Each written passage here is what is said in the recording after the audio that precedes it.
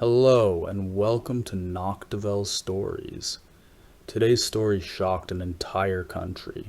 For years, no one understood what was really happening behind closed doors. In the early years of the 20th century, Europe was changing rapidly. War, poverty, and social instability left many families struggling to survive.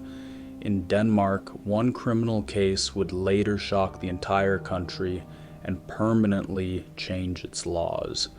This is the story of Dagmar Overbye, a woman whose actions became one of the darkest chapters in Danish criminal history.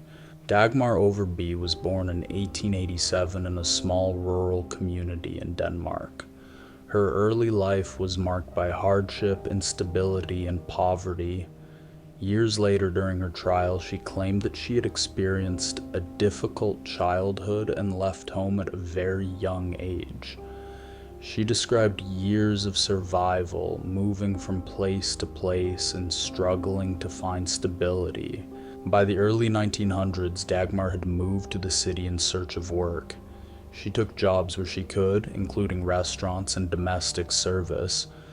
During this time, she became a mother. However, the fate of her children remained unclear, and several of them did not survive infancy, something tragically common in that era. In 1912, Dagmar married a farm worker. But when World War I began, her life changed once again. She left her husband and moved to Copenhagen, where opportunities were greater. But so were the struggles. The war had created deep economic pressure across Europe, and many families were left without support. In those years, countless women were left alone while their husbands were away or missing. Some had newborn children and no way to provide for them. Desperation created a demand for discreet solutions. And in cities, individuals began offering services related to private childcare and unofficial adoption arrangements. Dagmar Overbye began caring for newborn babies. She told women that she could help during a difficult time. Her voice sounded calm and steady. She spoke about safe homes and kind families. Many mothers listened and believed her words. They hoped their child would have a better future. Payments were often involved. For many mothers, the arrangement was painful but necessary. They believed they were making a sacrifice for the future of their child. And after handing the baby over, most never returned or asked questions. For several years, Dagmar continued operating in this environment. Her activities remained largely unnoticed. At the time, record-keeping around births and childcare was limited, and the chaos of the war years made oversight even more difficult. Everything began to change in 1920. A young woman named Caroline sought help after giving birth.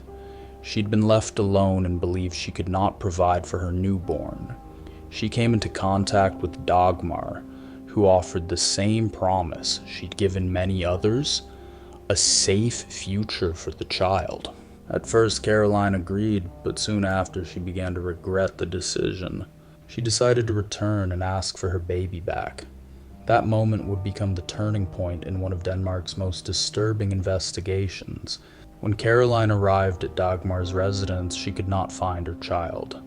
Dagmar struggled to provide clear answers. Alarmed and frightened, the young mother contacted the authorities. Her report triggered an immediate investigation.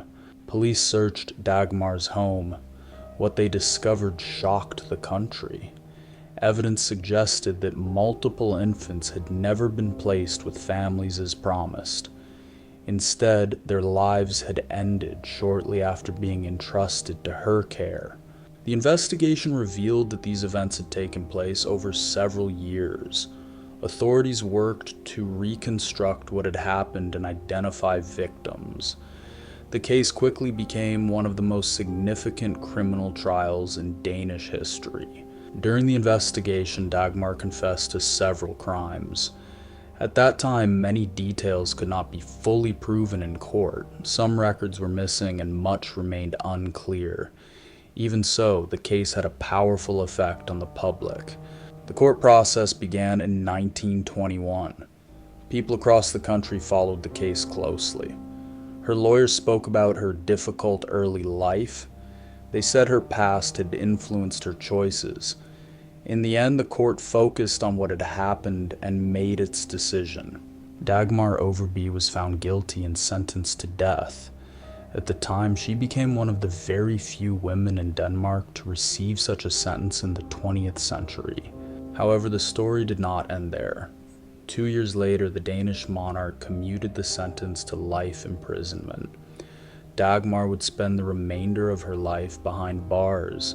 She died in prison in 1929 at the age of 42, but the impact of her case continued long after her death. The investigation exposed serious gaps in how births and child placements were recorded. Authorities realized that the system had allowed such crimes to go unnoticed. As a result, new laws were introduced. Birth registration became stricter and more structured. These changes were designed to prevent similar tragedies from ever happening again. The case of Dagmar Overbye became a turning point in Danish social policy and child protection. Years later, experts returned to this case. They studied the society of that time and the way the system worked. They also looked at the cost for families and children. Many questions remained even after the trial. Today, this story is still remembered as a warning. More recently, the story inspired a film adaptation by director Magnus von Horn. The project brought renewed attention to the historical case and its wider implications. Today, the name Dagmar Overbye is still remembered, not only because of the case, but also because of what it changed. It reminds people how important care and responsibility are, and why children must always be protected. This is not just a story about one person. It is a story about a society during a time of crisis, about trust, desperation, and the consequences when systems fail, and about how one case changed the way a country protects its children forever.